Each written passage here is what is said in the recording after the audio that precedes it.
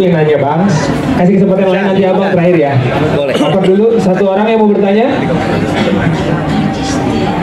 Satu orang atau kalau tidak? Bertanya memuji aja ya. Gue nanya lagi aja, kalau mau nanya silakan. Halo, saya Cahaya dari tujuankanterang.com. Saya penasaran, saya kagum banget pas adegan yang di dalam ruangan antara Amanda sama Adi. Pokoknya satu kakak adik ini berantem, buat saya itu golden scene banget gitu. Nah itu gimana sih cara melatih chemistry-nya gitu loh untuk keempat pemain ya? Karena itu buat saya kayak wow, berat banget sih ya. Kayaknya kayak beneran banget. Apalagi kayak semuanya terang-terang juga gitu. Terus tapi artikulasi juga kita emosi juga terdapat. Gitu aja sih. Terima kasih. Dari siapa? Dari itu? Oh, oke. Amanda? Iya. Gimana ya, kalau misalkan ditanya itu memang kita tuh memang punya karakter yang berbeda-beda ya. Terus dimana aku sama Mbak Asti kita sama-sama ingin menunjukkan yang terbaik ke ibu, tapi kita sama-sama punya ego. Di situ kalau misalkan nggak ada ibu mungkin kita udah cakar-cakaran mungkin. Di situ pasti ibu mencoba untuk selalu menenangkan, mencoba untuk kayak memberikan kasih di antara kita semua supaya kita tuh nggak membludak perasaan kita. Jadi sebenarnya film ini tuh ada di mana perasaan yang tertahan. Karena ada ibu di situ, jadi lebih menghargai ada ibunya di sana. Gitu. Mungkin bisa ditambahin sama Mbak Asti atau Mas Fedi dan segala macam. Mas Fedi mau nambahin mungkin? Kalau buat lo sendiri sih, lo kan menjadi salah satunya laki-laki di poster itu ya. Ceritain juga sedikit dong pengalamannya production bersama dengan perempuan-perempuan ini. Apakah film ini bisa menjadi tempat juga untuk speak up buat para perempuan-perempuan yang katanya didominasi atau film ini didominasi oleh laki-laki katanya? Iya betul. Pertama, assalamualaikum warahmatullahi wabarakatuh. Selamat sore teman-teman media sudah datang. Tapi sebelum menjawab pertanyaan lo, gue mau melanjutin jawaban Manda tadi. Silakan. Saya seneng banget Mbak bilang suka sama adegan itu, karena waktu syuting stres banget Mbak. Itu susah adegan itu, karena semuanya ada di situ. Adik kakak ini, ruangannya sempit, dan mungkin kalau teman-teman merhatiin detail, kamera worksnya kan agak kayak dokumenter gitu ya, satu shot gitu. Nah, itu juga menambah tantangan, dan semua emosinya tinggi kan di situ. Jadi waktu kita take, ada yang nggak happy, Mas Rudi pulangnya kan dari awal tuh. Take kedua, enggak, belum berasa. Mampus deh, ini gimana ya? Dan tadi kan Nasi cerita, Mas Rudi sangat membebaskan pemainnya untuk memainkan seperti apa dia mau. Itu plus minus. Plusnya itu ya kita bisa bebas berekspresi, punya ide sendiri gitu. Minusnya ya itu kurang berasa, kasih yang lain, mikir dulu. Kecuali kalau dikasih arahan detail jelas, itu juga enak tuh kayak gitu. Gue mau lo nanti nunduk kayak apa kayak gitu, itu juga enak. Nah gini kita ngerubung lagi berempat, mau kita kasih apa lagi nih? Apa? Ini adegannya panjang, emosi, dan ini adegan klimaks bisa dibilang. Jadi emang ini harus benar, harus bukan hanya benar secara teknis, karena teknisnya memang susah, tapi ya benar secara bagaimana penonton tersentuh dengan adegan itu. Jadi ya senang banget dengar pendapat Mbak tadi, karena memang itu hari yang cukup stres untuk melakukan adegan itu. Oke. Mas Rudi? Mas Rudi gini. Mas Rudi gini. Mas Rudi. Kalau saya tuh kebetulan sutradara yang nggak mau rugi. Nggak mau rugi tuh gini, kalau kita dikasih pemain yang bagus, mereka harus ngasih dong ke saya. Masa gue yang nyuruh? Iya dong, ya kan? Nah, saya berikan itu halaman bermainnya. Blocking aja nggak saya blok loh. Terus lo mau ngapain? Mau lompat tangga, mau apa? Terserah. Kamera aku ngikutin. Karena menurut aku, ketika mereka saya batasi, mereka terbatas tuh pasti. Oh jadi mau boleh gini ya? Tuh gini ya?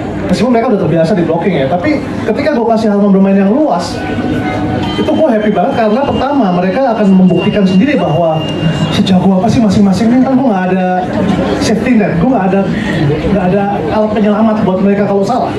Kita langsung push semua langsung gitu. Terus Dan dari situ gue bisa get the best of mereka, sisi mereka yang terbaik dengan aksi reaksinya mereka sebagai manusia, keajaiban spontanitas mereka bereaksi itu nggak bisa kita dapat kalau kita terlalu steril. Reaksi mereka yang gitu itu kadang-kadang kalau kita terlalu tulis tuh nggak bisa tuh, itu manusiawi banget tuh kan, nggak bisa kelihatan karena emosinya kan kadang-kadang ketika aksi-reaksi manusia itu terlalu diatur, manusiawinya hilang pasti. Nah mereka adalah manusia-manusia yang the best dalam bidangnya masing-masing di 4 generasi lagi. Kalau jadian satu ruangan gimana? Dia kan seru gitu loh, iya kan? Nah, itu kalau dari saya sih. Gimana sih? Coba sih. Mungkin sekarang mau nanya juga sama Baim kali ya. Mas Baim. Lo di sini berperan sebagai Kevin dan lo juga perjalanan karir lo menambah berbagai macam profesi ke dalam CV lo, tapi ya di akhir lo kembali lagi untuk menjadi seorang aktor. Bahkan kali ini lo muncul, lo udah jadi sutradara, lo udah jadi produser, tapi lo muncul di sebuah film yang bahkan lo nya nggak ada di poster. Dorongan lo buat biggest drive untuk gabung di produksi ini. Sutradaranya Rudi Sudjarwo sama semua pemainnya, cast-nya bagus banget. Apa yang lo dapatkan pada saat proses dan apa yang lo harapkan lo dapetin dari bergabung di proyek ini? Sebenarnya sih mau curi ilmunya ya. Oke. Jadi setiap director itu punya ilmu masing-masing. Karena gue fans banget sama Mengejar Matahari, ada Panggilan Cinta. Pengen tahu bagaimana di direct, rasanya gimana, dan habis itu saya aplikasiin yang baik-baik ketika saya direct. Gitu aja. Ya, jadi bukan cari duit, cari ilmu di sini. Iya. Oke, mungkin yang paling muda di sini, maksudnya generasi yang paling latest adalah Hito sama Hana. Mungkin lo sendiri peran lo seperti apa, Hito dan juga Hana? Mungkin Hito dulu boleh diceritain. Ya. Jujur sebenarnya ini perdana kali aku masuk layar lebar, Kak. Wow, boleh berikan tepuk tangan buat Cesar Hito. Dan dikasih kesempatan waktu itu teleponan sama Mami Nono sama Mas Agung, disebutin ini karyanya Mas Rudi, ada Bu Christine, ada Pak Slamet di sini. Itu udah nggak pakai pikir panjang, itu jadi kebanggaan tersendiri sih buat aku.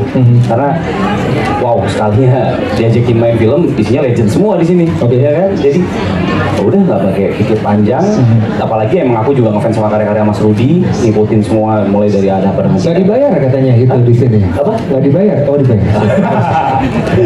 Enggak, pokoknya kayaknya pun kalau nggak dibayar udah aku bakal ambil juga. Tuh, karena masalah ini. Salah tuh mas. Enggak, tapi serius ini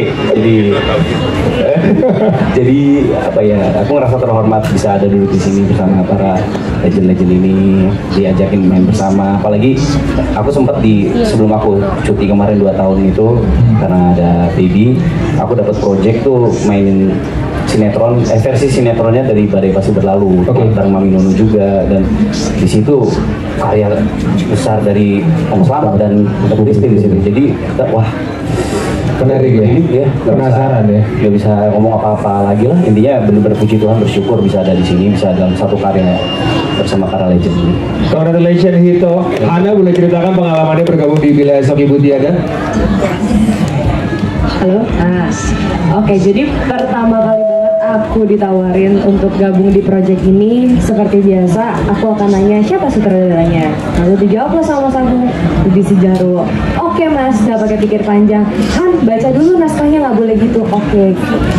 Aku baca naskahnya dan ternyata setelah aku baca naskahnya dari tengah sampai ending aku baca naskahnya, aku nangis nggak berhenti sampai habis. Jadi kayak aku ngerasa oke, ini this is my calling, aku harus berada di project ini, dan aku sadar betul bahwa di project ini aku akan belajar sangat banyak, dan betul terjadi, aku belajar banyak banget di project ini. So I'm very grateful to be here. Thank you semuanya for having me here. Congratulations Hana, thank you Hana. Mungkin hanya sedikit ke penulis skenario dan juga penulis novel Bila Esok Ibu Tiada, Mbak Nui dan juga Mbak Oka. Mungkin dari Mbak Nui dulu. Sebenarnya dari cerita novelnya itu sendiri, ini ada inspirasi atau cerita mungkin dari kisah yang pernah dialami sendiri oleh Mbak Nui, atau mungkin apa sebenarnya sih yang mau Mbak Nui sampaikan di novel ini? Ya, terima kasih. Ini lebih banyak idenya itu dari cerita teman-teman Jadi mereka itu pada saat ibunya sudah tidak ada, mereka nyesel ya. Kenapa kok aku kurang ngasih waktu ke ibu, kurang memberikan perhatian. Nah, dengan adanya buku ini berharap para pembaca itu bisa mengingat kembali ke ibunya. Jadi yuk selagi ibu masih ada, berikan yang terbaik kepada ibu, berikan waktu untuk ibu, berikan perhatian kepada ibu gitu. Ya, idenya sih seperti dari itu aja. Oke, thank you Mbak Nui. Bapak juga terima kasih banyak. Mungkin terakhir Om Slamet ya. Om Slamet, mohon izin, ini katanya 30 tahun baru bertemu dalam satu proyek lagi sama Ibu Christine. Betul seperti itu? Om Slamet ini sudah memerankan berbagai macam tokoh Bapak. Nah, dan selalu berhasil. Ada mungkin sosok sebagai seorang aktor mengingat siapa yang menjadi sosok yang diingat pada saat memerankan sosok Bapak, terutama di film ini, Om Slamet.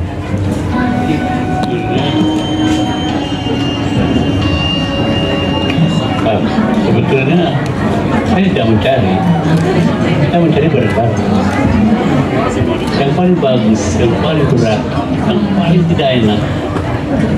Acting itu yang paling sulit ketika yang ada di luar.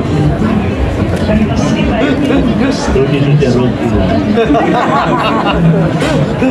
kita baca tapi kita tidak perlu ya kita baca.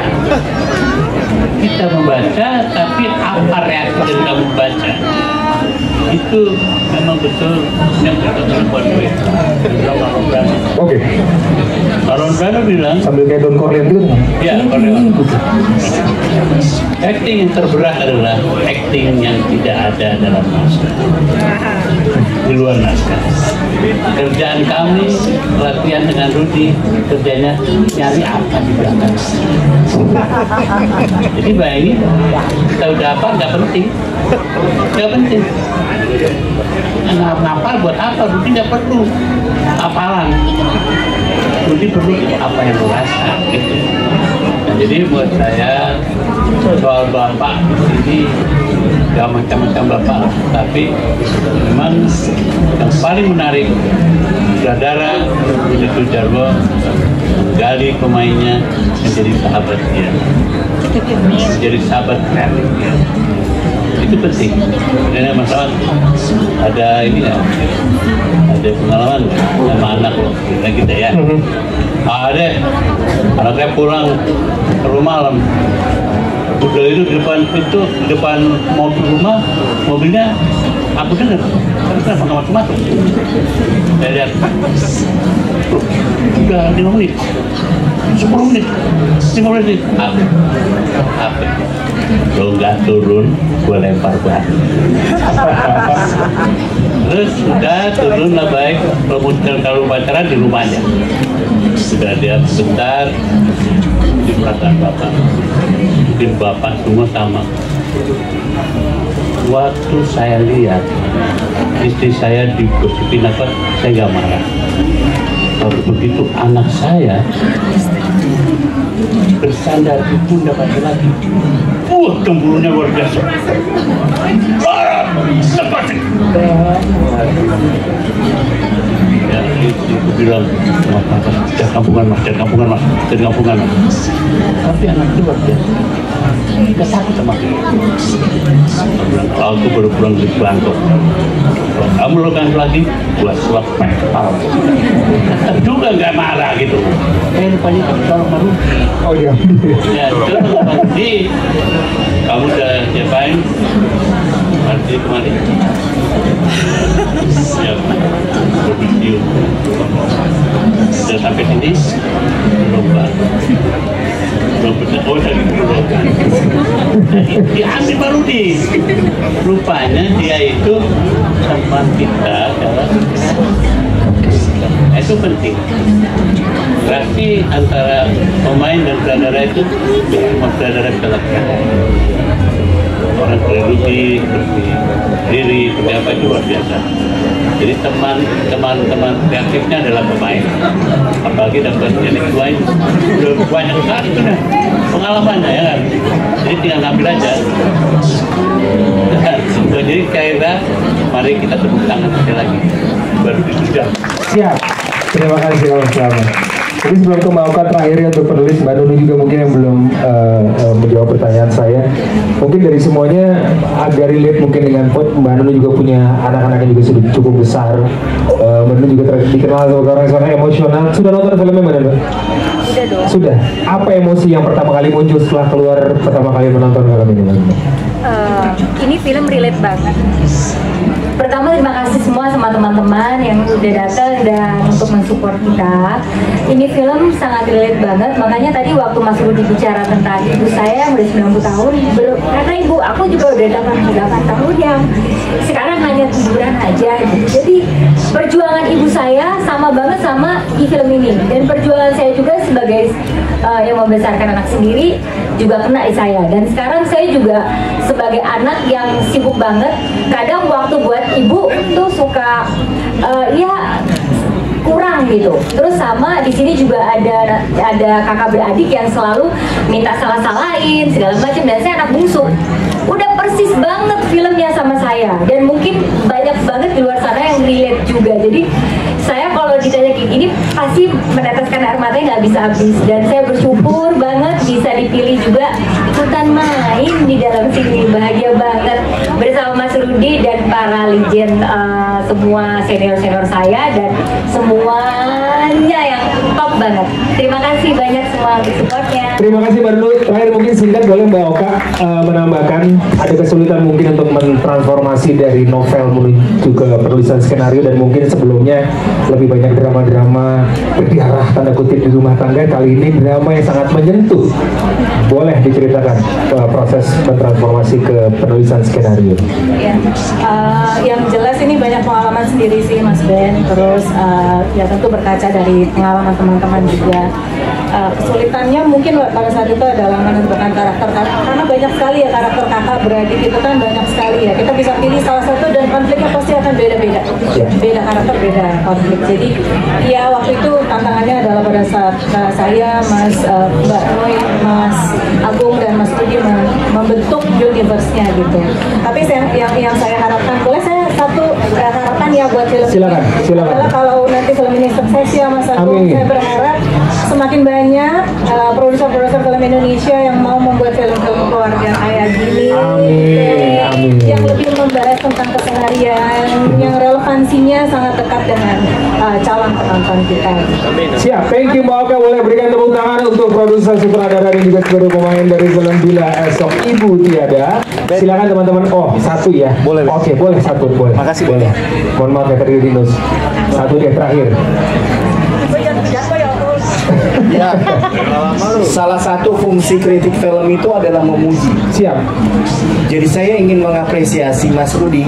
Saya termasuk jurnalis, sepanjang saya menulis tentang film tidak pernah absen dari filmnya. Dan saya selalu mengkritisi, dan saya juga tadi menulis kok WA-nya langsung ke Mas Rudi, tapi itu kan urusan saya dengan Mas Rudi ya kan.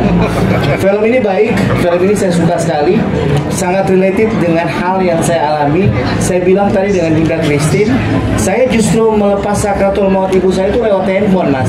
Saya orang ujung pandang Makassar kan, jadi sangat sulit untuk tiba-tiba datang ke Makassar pada saat saya ada di Jakarta. Saya menyukai adegan di mana Mas Rudi menonjolkan kemesraan orang tua kita. Saya kenal Om Mehmet, saya banyak dikuliah dengan beliau, saya belajar dengan beliau. Saya tidak tahu apakah itu ada dalam skenario. Begitu mesranya seorang Slamet mencium pipi dan kemudian telinga di belakang istrinya, dan itu membuat saya merasakan adegan itu Mas Amin, bahwa ayah saya mempertontonkan kemesraan dengan istrinya itu lewat orang tua saya, sehingga kemesraan itu ada. Terima kasih Mas Rudi, karena film ini akan menjadi jariah untuk Leo Pictures. Siapapun yang nangis itu akan mendoakan film ini akan box office 1 juta penonton. Amin. Amin. Itu aja sih Mas. Silakan Mas. Mencium bukan. Maaf Om. Kita baru di dua kali.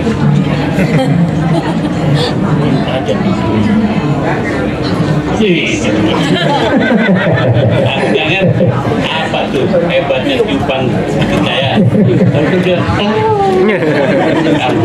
Terakhir Mas Ben, silakan. Kemudian menikmati sebelah naga mengejar matahari dengan ada apa dengan cinta. Di sini Adina Wirasti menunjukkan kelasnya sebagai pemain yang grow up. Saya pikir terlalu banyak teori, tapi ternyata praktiknya keren loh. Dan saya menjamin kalau ini didaftarkan Mas di FFV 2025, saya pikir dia menjadi kandidat saya untuk maju.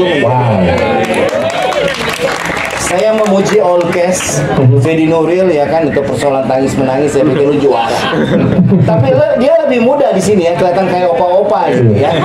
Dan saya menyarankan lu gini lo satu di sini kan.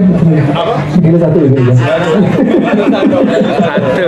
Terima kasih Baik. Walaupun mungkin peran lu kecil tapi ini luar biasa, Bos. Justru saya melihat lu laki-laki misteri ya. Untuk Adini Wirasti lu pilih dia atau pilihnya Amanda Manopo gitu ya.